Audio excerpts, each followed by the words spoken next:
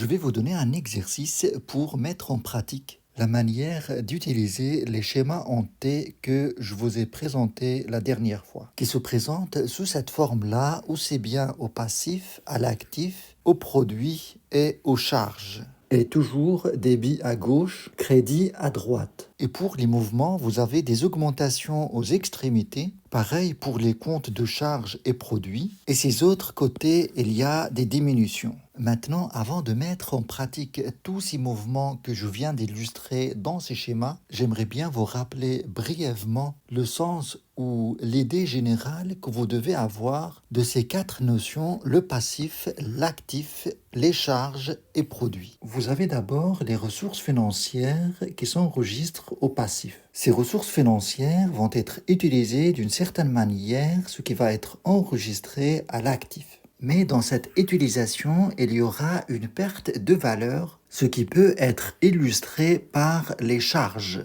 Et cette perte de valeur illustrée aux charges n'est supportée par l'entreprise que pour générer des nouvelles ressources appelées produits. Et si on retire de ces ressources la valeur perdue du patrimoine illustré par les charges, il restera ce qu'on appelle le résultat de l'entreprise. Dans le cas où ces produits sont supérieurs aux charges, on va avoir un résultat positif, c'est ce qu'on appelle un bénéfice. Et ce bénéfice pour l'entreprise, c'est une nouvelle ressource qui va s'ajouter au passif. Et donc, en quelque sorte, pour mettre en relation toutes ces notions et se souvenir de leur signification, vous avez une sorte de machine qui génère de l'argent en continu. Vous avez des ressources au passif, ces ressources vont être utilisées d'une certaine manière à l'actif, et dans cette utilisation, il y aura une perte de valeur qui s'enregistre comme charge. Mais l'entreprise espère générer plus de chiffre d'affaires pour couvrir ses charges et générer des nouvelles ressources qui s'ajouteront au passif.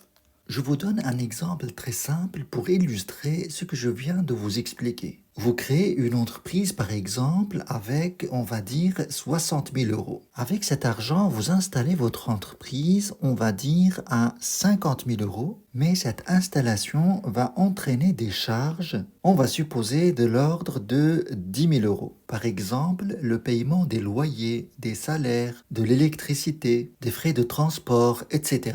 Tous ces paiements-là, l'entreprise ne peut pas les récupérer. C'est pour ça qu'on les enregistre comme charges. Mais ce bâtiment, par exemple, il garde une valeur dans l'entreprise. Ces chaises qui ne sont pas encore vendues gardent une valeur dans l'entreprise. Bref, tout ce que vous avez à l'actif garde une valeur dans l'entreprise. Mais avec les ventes, l'entreprise espère générer plus que les charges pour gagner de l'argent. Et cette différence qu'il y a entre produit et charge représente un bénéfice qui n'est rien d'autre qu'une nouvelle ressource pour l'entreprise. Et ce processus peut continuer et faire générer des nouvelles ressources à l'entreprise, ce qui va contribuer à son développement et sa progression. Bien maintenant, je vais vous présenter quelques cas très simples pour bien saisir ces mouvements. Et surtout, l'enregistrement dans des schémas en T de cette manière. Pour bien suivre ces démarches, je vais garder de côté ce schéma qui montre bien les augmentations et diminutions des différents comptes du bilan et du compte de résultat. Je vais mettre ça à côté ici. J'espère que ça reste visible pour vous. Je vais simplement me référer à ce schéma pour vous expliquer et justifier les enregistrements que je vais effectuer à la suite de plusieurs opérations pratiques. Bien, je vais commencer avec une opération simple. La création d'une entreprise avec un capital de 35 000 euros. Alors, avant d'enregistrer cette opération dans un schéma en T, il faut savoir quel mouvement cette opération va générer sur le bilan. Un capital de 35 000 euros, il s'agit d'une ressource, donc on est au passif. Est-ce qu'il s'agit d'une augmentation de ressources ou une diminution? Bien sûr, c'est une augmentation de ressources. Donc, si on regarde bien les flèches dans ce cadre, les ressources augmentent au crédit. Alors, ce qu'on va faire, on va simplement enregistrer cette opération de cette manière. D à gauche, C à droite. L'intitulé du compte, c'est capital. Et on va augmenter ce compte de 35 000 euros au crédit. Et on peut indiquer entre parenthèses qu'il s'agit de la première opération. Mais maintenant, la question, est-ce que avec cet enregistrement, notre bilan et compte de résultat est en équilibre? Certainement pas parce qu'on a augmenté le passif de 35 000 euros et l'autre côté, il y a encore zéro. C'est pour ça qu'il faut garder à l'esprit que chaque opération doit générer au moins deux mouvements pour que l'équilibre entre passif-produit et actif-charge soit respecté. Vous devez avoir une égalité entre le total de passif-produit et actif-charge. Ou encore, vous devez avoir pour chaque enregistrement l'égalité entre ce que vous allez inscrire au crédit et ce que vous allez inscrire au débit. Bien sûr, des différents comptes utilisés. Et pour savoir l'autre compte qui va faire cet équilibre, on va se poser simplement la question, qu'est-ce que l'entreprise va faire avec ce capital?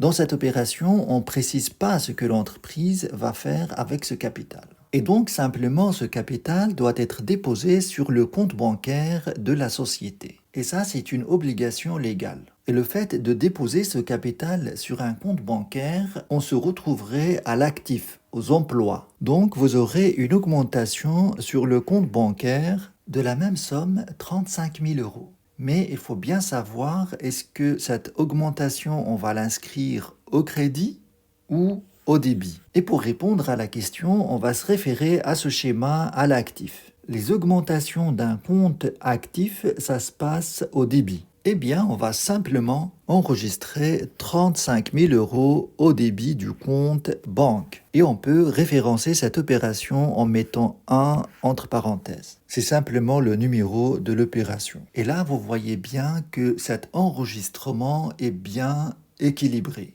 35 000 euros au crédit, 35 000 euros au débit. Et à notre bilan, on aura la même chose au passif et à l'actif. Achat d'une machine à 15 000 euros, on va supposer par exemple qu'il y a un délai de paiement de 2 mois. Alors, d'après vous, qu'est-ce qu'on va faire pour enregistrer cette opération? Pour bien enregistrer cette opération, il faut penser au mouvement que cette opération va générer. Vous avez l'achat d'une machine. La valeur de cette machine va faire augmenter notre actif et cela va se passer au débit du compte machine. On va ouvrir donc le compte machine et on va mettre au débit de ce compte 15 000 euros. On peut mettre 2 entre parenthèses pour référencer l'opération. Maintenant, il faut trouver l'autre opération qui va faire l'équilibre avec ce qu'on vient d'enregistrer. Vous avez 15 000 euros au débit, vous devez penser à un autre compte où vous allez inscrire la même chose au crédit. Et pour trouver ce compte, on va se poser la question de où vient cette ressource de 15 000 euros. Vous avez ici un délai de paiement de 2 mois, ce qui signifie que ce 15 000 euros reste à payer à quelqu'un. Donc, c'est une dette qui se retrouve au passif. Et ce quelqu'un, c'est celui à qui on a acheté cette machine. Et en comptabilité, tous les achats s'effectuent avec des fournisseurs. Et donc, vous allez avoir une augmentation au crédit du compte fournisseur qui se trouve au passif. Parce que cette somme reste une dette envers lui. Ce que vous allez faire, c'est simplement ouvrir un compte fournisseur et enregistrer au crédit la même somme, 15 000 euros, entre parenthèses de l'opération. Et là, vous êtes en équilibre par rapport à cet enregistrement. Imaginez maintenant que vous payez un tiers de cette dette. On va ajouter par exemple la troisième opération, paiement d'un tiers de 15 000 euros au fournisseur. On va dire par la banque. Vous avez un tiers de 15 000 euros, ça fait 5 000 euros. Alors ce 5 000 euros va faire diminuer le compte fournisseur. Et puisque le compte fournisseur appartient au passif, les diminutions d'un compte passif se passent au débit. Donc ce que je vais faire, c'est simplement écrire 5 000 euros de l'autre côté parce qu'au débit d'un compte passif, c'est des diminutions. Opération 3. Et là, avec cet enregistrement de 5 000 euros au débit du compte fournisseur, je ne suis pas en équilibre. je dois trouver un autre compte où je vais mettre la même chose au débit. Et pour trouver ce compte, on va se poser simplement la question par quel moyen j'ai payé ces 5000 euros. La réponse est clairement dans l'opération, vous avez ici par la banque. Donc la banque va diminuer de la même somme. Pardon, ici j'ai fait une erreur. Il faut chercher à augmenter un crédit d'un compte pour avoir l'équilibre. Et ce compte, c'est la banque qui va diminuer de 5000 euros au crédit. Parce qu'un compte actif diminue au crédit. Et pourquoi c'est une diminution? Parce que cet argent va sortir de la banque pour aller au fournisseur. Il ne faut pas faire l'erreur d'aller inscrire les 5000 euros ici au crédit de machine. Parce que la valeur de la machine reste toujours à 15 000 euros à l'actif. Ce qui change dans cette opération, c'est simplement le paiement d'une partie de cette dette par la banque. Je vais ajouter une quatrième opération. Imaginez par exemple que vous recevez une facture d'électricité, 150 euros. Cette facture va faire naître deux mouvements. D'abord, l'augmentation des charges au débit du compte électricité. C'est un compte de services et biens divers, mais vous avez aussi l'augmentation de la dette fournisseur au passif. Donc, vous aurez le compte électricité 150 euros au débit, opération 4 entre parenthèses, et fournisseur 150 euros au crédit. Je vais ajouter par exemple une autre opération, paiement de la facture d'électricité, 150 euros. Alors dans ce cas, le paiement de la facture va faire baisser le compte banque à l'actif. Mais en même temps, ça va faire baisser la dette fournisseur au passif. C'est-à-dire que cette dette qu'on avait enregistrée au crédit va s'effacer en la notant de l'autre côté. Donc pratiquement, vous aurez le compte bancaire qui va diminuer de 150 euros et le compte fournisseur de la même somme au débit. Cinquième opération.